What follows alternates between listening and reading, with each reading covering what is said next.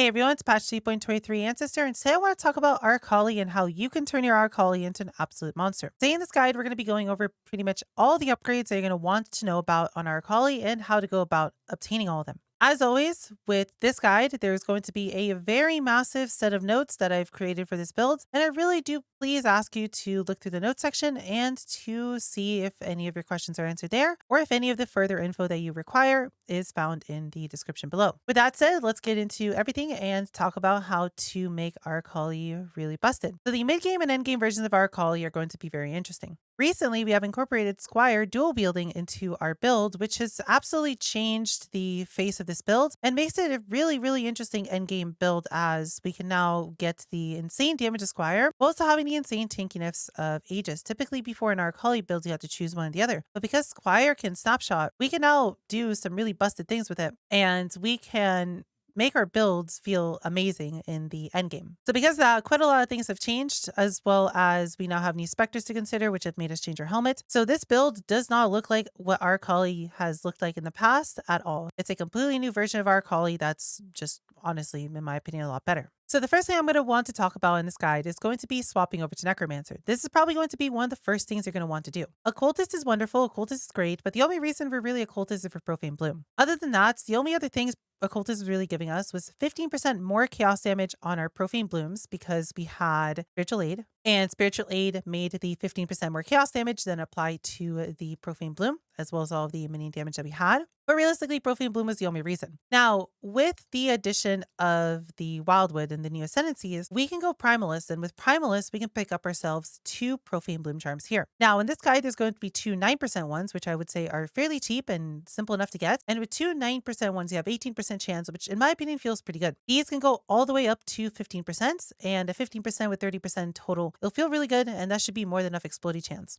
Other nice things is we can also pick up ourselves a Banner Skills Have No Reservation charm, which makes Primalist an absolutely amazing endgame ascendancy for this build, and it really makes it feel a lot nicer. But the big drop here is because we can get Profane Bloom for free, we can then swap over to Necromancer, and Necromancer is just a better ascendancy. Not only do we have a natural strength, which is an insane amount of extra damage, prior we were picking up a offensive mastery for Unholy Might on kill, but this was only a 25% chance, and it only counted for the spider that actually got the kill, so this realistically wasn't uptime on Unholy Might for all spiders. Well, this does give us uptime on all the spiders. The reason we care so much about Unholy Might is because we are a poison build, and poison scales off of both physical damage and chaos damage. Because we're going to be stacking a lot of physical damage in this build, and because this just gives us 30% of his extra chaos, that just means all of our physical stats are 30% stronger. This overall is just a really big DPS increase, and Unnatural Strength plus minus Aggression, which is the point required to get to it, pretty much give you as much damage as the rest of the Occultist tree combined. Not only that, but then we also have Commander of Darkness, which gives you 30% Ellie res, which is amazing. It's going to make you res cap really easily. If you look through the items in this build, we don't have resistances on any of our gear. We don't actually need it. And then lastly, because we're now including Spectres in our build, we can go Bone Barrier. And Bone Barrier makes our minions substantially tankier because they get 20% more life, and we get level 20 Bone Armor, which is just Molten Shell, but it also applies to our minions, and it removes bleeds off of them, which is really amazing because that means they don't have to worry about corrupted blood as much. Now, another option here is you can go for Mistress of Sacrifice if you want instead. This is going to give you a lot of movement speed because your flesh offering will apply to you, and it's going to make your spiders last an additional 14 to 15 seconds or so, making this feel really nice, especially if you're doing the Squire swapping tech. To pick up Mistress of Sacrifice if you really want it, you can either drop Bone Barrier if you think that your Spectres are tanky enough, or you can drop Commander of Darkness if you don't want the damage and if you don't want the resistances of it. Next up, what I want to talk about, which I have a whole video on this topic if you want to know more, it will be linked in the description below, and it's mentioned in the notes section in the Path of Building. But I want to talk about including Spectres in this build and why these are so powerful. So typically, we've been running Ancient Skull, and the problem with Ancient Skull is if we actually look at it in Path of Building, we can see that Ancient Skull is saying it's going to give us somewhere around 30% increased damage. Well, the thing about this is it's a complete lie. The 30% increased damage is assuming that all of your minions are hearing the whispers at the same time, which means they must have dealt a critical strike in the past 5 seconds. Well, because our minions have an absurdly low crit chance and we're not scaling crit chance, realistically only 4 to 5 of your minions actually hear the whispers, meaning this 24% increased damage is more like 7% or so. That means that we just need to find 7% increased damage or some sort of useful stats from Spectres to make running Ancient Skull not useful. The reason we can't do both is because when a minion hears the whispers, they take 25% of their health as damage per second. And the reason this worked on Arakaali is because the spiders are immune. But Spectres, if they crit, they would immediately die. So we can't really run them together. Another thing to mention is alt quality control destruction is removed from the game, which would have allowed us to make a minion have 0% crit chance. So we can't really do that. Because of that, we're going to be swapping over to Spectres. And for Spectres, it's going to be very simple. All you need is a level 21 raised Spectre. This is very important because we're going to give it +4 additional levels to get to level 25. And at level 25, we're going to get 3 maximum raised Spectres. This is going to be accomplished by getting yourself a level 3 in power. These are fairly cheap, so this shouldn't be that difficult. And getting yourself literally any helmet that has +2 to all minion skill gems on it. When these two are combined together, we are going to get a level 25 Spectre with 3 Spectres, which means we get 3 amazing Spectres to add into this. Another thing to mention as well is we'll be anointing our Amulet Death Attunement. And Death Attunement allows us to get an additional maximum Spectres. So this means we can have 4 total Spectres. I have a whole video talking about this, and there is a section in the notes section as well talking about how to do this swap. And they'll be linked in the description below. And as always, it'll be in the notes section as well. But the point here is that we want to give them an elemental army and a minion life. And with these two together, the Spectres should be more than tanky enough to never realistically die to most things. Now, I do want to warn you that these will die in Ultimatum because Ultimatum is currently really stupid. The Chaos Degen Cloud, the Miasma, and the Spinning Razor Blades both apply % physical damage per second. And because they both apply so much, even at low levels, if both of them are stacked together, your minions could be taking something like 15-20% of their life per second, which greatly outdoes any regen that they have, meaning not even these 4 links together will be enough to save them. So please be very careful in Ultimatum specifically. There's a few other cases where this might not be enough and your Spectres might die. And that mainly happens if you're currently doing the Affliction League mechanic and you're doing something like Expedition. You might make a monster so broken that they basically cannot live through it. But in terms of Spectres that we're using, personally, what I've been using my whole time playing Arakaali have been these 4 that are in the notes section right here. The Guardian Turtle, the Forest Warrior, the Warlord, and the Arena Master. These together give us level 20 Determination and Vitality, as well as a lot of extra attack speed and damage for our minions, making these substantially stronger than Ancient Skull ever was, while also giving us substantially more damage than Ancient Skull ever had. Again, if you want to know more about this, I would refer to the videos that are linked in the notes section, or to just read through the notes section on how to set this up.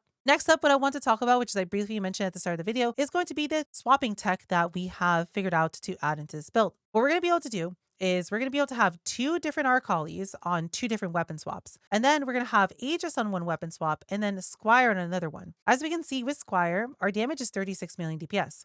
But as we can see, our EHP is basically negative. If we put on Aegis, our EHP goes to 700,000. Well, what we can do is we can summon all of our minions with Squire, and then we can just simply weapon swap back to Aegis Aurora. And as long as we have an additional Arakaali, so you'll need 2 Arakaalis, 1 in both weapon swaps, the Arakaali minions from the Squire will still stay summoned, meaning you'll have 7-link Arakaali spiders instead of just the typical 3-link Arakaali spiders. And that means you also get the 3 sockets in your Arakaalis Fang that's with your Aegis back to have a lot less jump pressure in the rest of your build. This also has a whole video that talks about this in depth, as there's quite a lot to talk about the Squire setup, and I will link it in the description below as well, and its note sections, as well as the note section going into this a little bit further.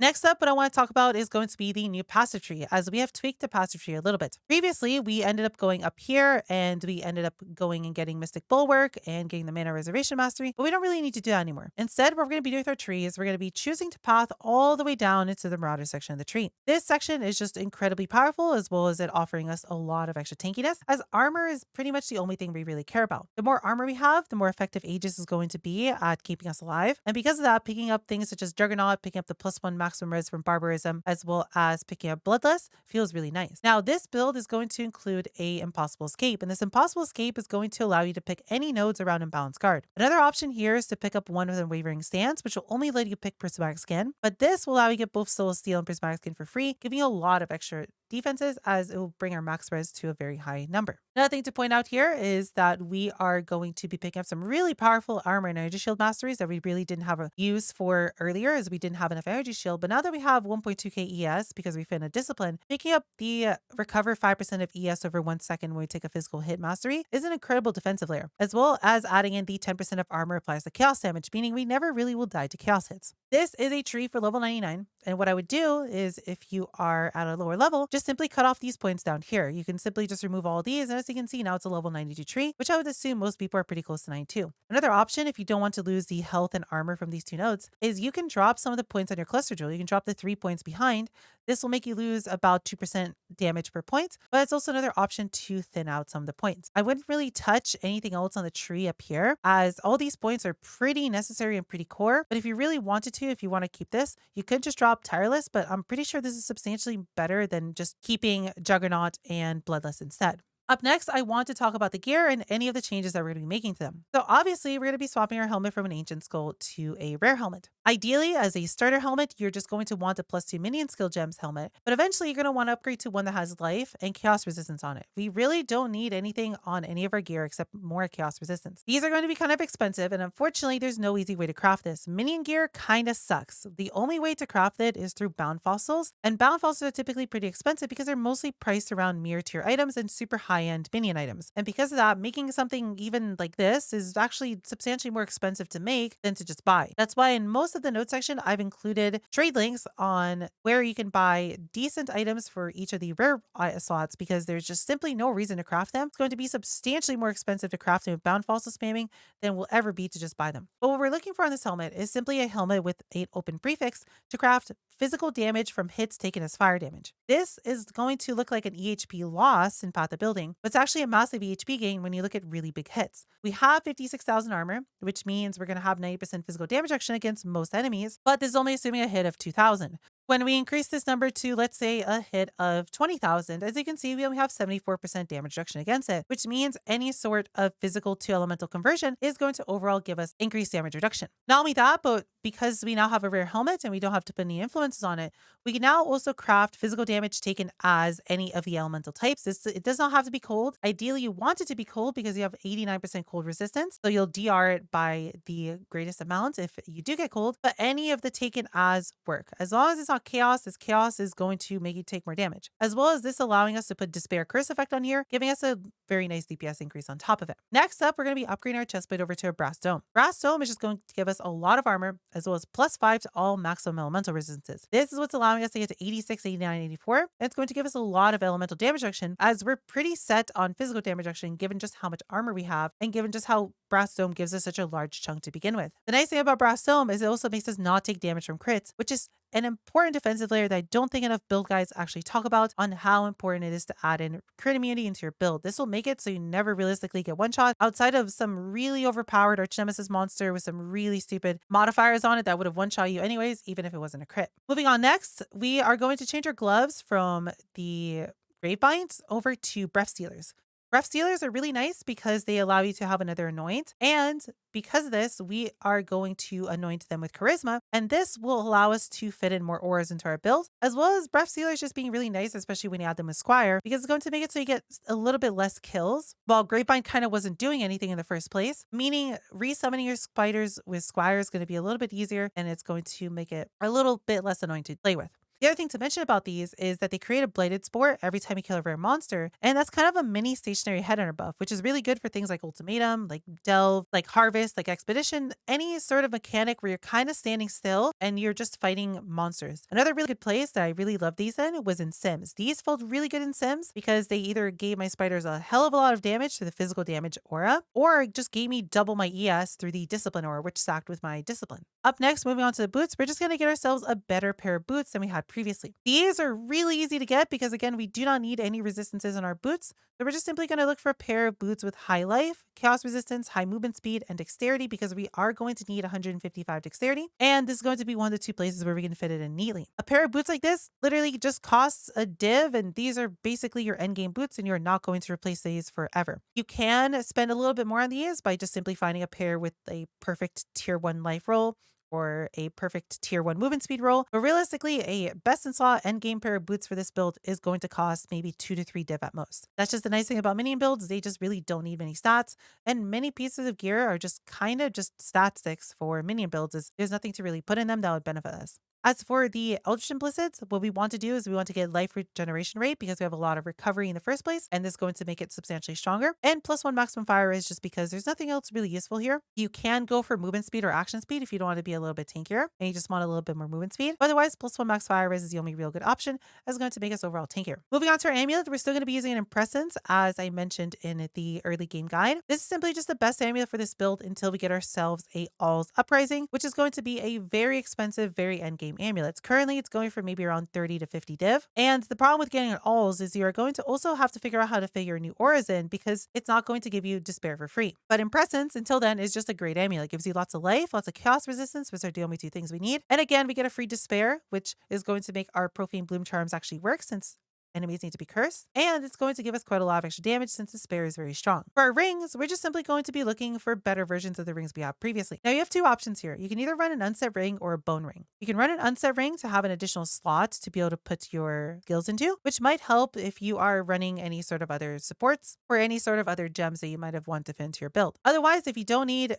a unset ring, if you don't need any extra slots, just run 2 bone rings, as the implicit is not only really great at making your specters be substantially tankier, but bone rings also have access to the minion pool of mods. That means, for example, on this bone ring, we get movement speed, damage, and cast speed. Again, these are just way too prohibitively expensive to make. There will be a trade link in the notes section on a pretty decent filter to find half decent bone rings to purchase. The most important thing to mention about both these rings is on one of them, you're going to need a high dexterity roll. Our 155 dexterity is going to be mostly fixed by just getting 1 dexterity roll in our ring and 1 dexterity roll in our boots. You can choose to just get 2 dexterity rolls in your ring. That'll make it a little bit easier than trying to get one big one on one of the rings. But ideally, just find yourself some dex.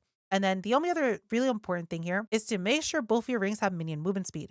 Minion movement speed is an unbelievably strong stat in Arakaali because your minions have to run everywhere, and being able to give them effectively 60% more movement speed makes the build feel just a lot more responsive, and it makes it feel substantially better in things like simulacrums, for example. The other thing is both of your rings are going to need to have an open prefix. This is because we're going to be crafting non-channeling on both of them, which is going to allow us to remove the life tap off of our whirling blades, our flesh offering, and our convocation, giving us a socket back, which we desperately needed to be able to fit in all of the gems. Moving on next to belts, we're going to be running a Darkness Enthroned. Now, Darkness Enthroned is going to make whatever abyss sockets you have inside of it up to 100% better. And you want to put your best abyss jewels in here. Typically, what you're looking for on abyss jewels are going to be abyss jewels with flat fizz, and minions deal increased damage if you use a minion skill recently. These are the 2 strongest stats to scare our spiders. And if you want a triple damage jewel, you'd be looking for chaos damage as your 3rd one. But ideally, try to just get flat fizz and increased damage if you've used a minion skill recently. And ideally, what I really recommend is to make sure to splurge a little bit more on the 2 jewels that you're putting inside your darkness, because they're going to be twice as strong. So if you buy yourself a 1 div jewel, you effectively have a 2 div jewel worth of stats. So that's why I'd really recommend for these 2 jewels in your belt at minimum to both have a high max life roll, as these in here are basically going to give you like 150 life per jewel.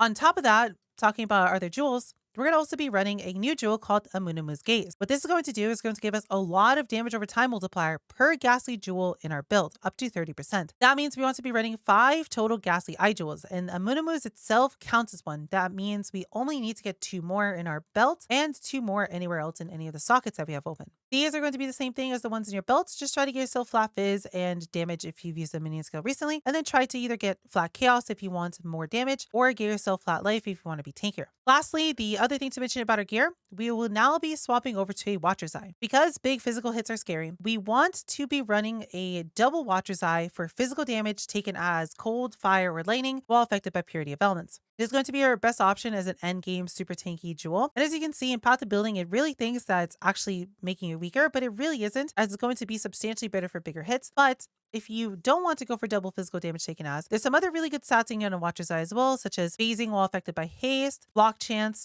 while affected by determination, energy shield regen while affected by discipline. There really aren't any useful DPS mods on here, but there's quite a lot of good defensive mods that we can pick up on Watcher's Eye that are really nice as well, meaning you don't have to necessarily go for double fizz taken as on a Watcher's Eye, but is what I would recommend as a super endgame Watcher's Eye. Lastly, as I mentioned earlier, we're going to be using an Impossible Escape as well, which is going to allow us to be able to pick up Soul Steel and Prismatic Skin for free. The Imbalanced Guard version of it is going to be very expensive, as this is a very popular Impossible Escape, but a cheaper alternative is to get the Engraving Enhanced one, which would only give you Prismatic Skin, but it's something you can eventually sell and upgrade into an Imbalanced Guard one later to also get Soul Steel. Soul Steel is going to be really nice because it's a lot of flat armor, which is going to scale into quite a lot of armor in our build, as we have so much percent increased armor that even a tiny little bit of flat armor goes a very long way. The other piece of gear that I want to talk about is going to be a jewel. Now, crafting jewels for this build are going to be very simple. All you want to do is is you want to get yourself anywhere between a 10 to 12 passive large minion damage jewel, and we're going to be crafting that with Orbs of Alteration into a jewel that has increased effect and increased attack and cast speed. Now, there are going to be 3 different jewels that you can make for this build. The first one is going to be the most basic version, which is just going to be a jewel with 2% attack and cast speed on them and nothing else, as that will be enough to get you into this build. After that, a mid-tier jewel would be an item level 84 jewel that has 35% increased effect and 2% attack and cast speed per small passive node. Now, specifically has to be 35% increased effect and 3% attack speed, for the 3% attack speed to be turned into 4% on all of the small nodes by the 35% increased effect. That jewel will effectively carry you through the rest of the game, and you really won't need anything better than that. But if you do want something better, you'd always get yourself a fractured 35% increased effect jewel and craft one to perfection from there. But this is going to be where a very large percent of your damage is going to come from. All of these nodes, even with just a 2% and 25% increased effect one, just like I have here, are worth about 2.5% of your damage. If you instead got yourself a 35% increased effect, 3% attack speed one, each of these points would be